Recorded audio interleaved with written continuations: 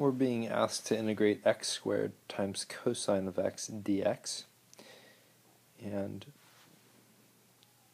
so if u equals x squared, this would mean that du equals 2x dx, and that would mean that dv must equal cosine of x dx, and the integral of cosine will give us v, and that must be the sine of x.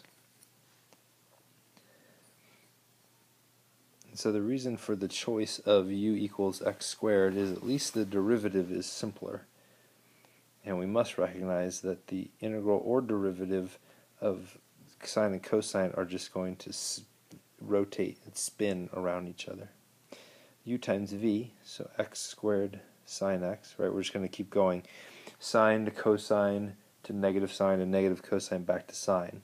And that's how the derivatives of sine and cosine will work. Minus the integral of v du, so in this case 2x times the sine of x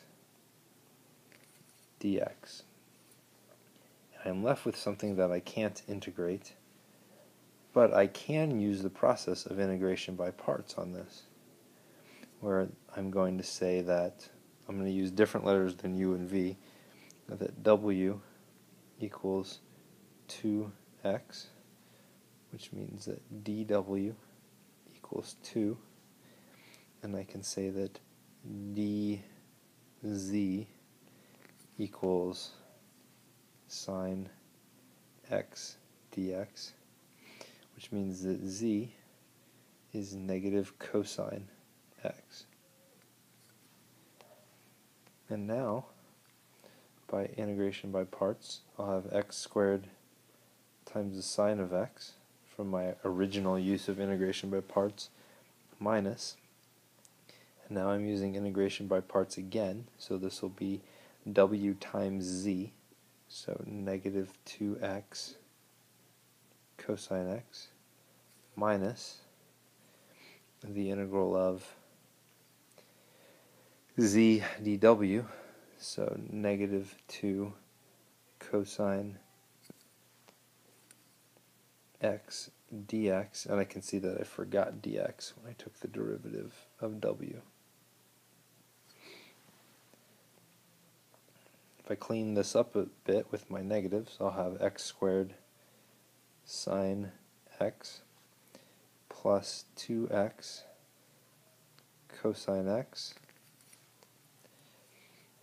minus the integral of 2 cosine x dx. And this is nice because I can integrate that. But if I integrate that, I'm just going to be left with sine x again. But I can actually integrate. I don't need to use integration by parts, so I'm left with x squared sine x plus 2x cosine x minus, well, the integral of cosine is sine, so 2 sine x plus c.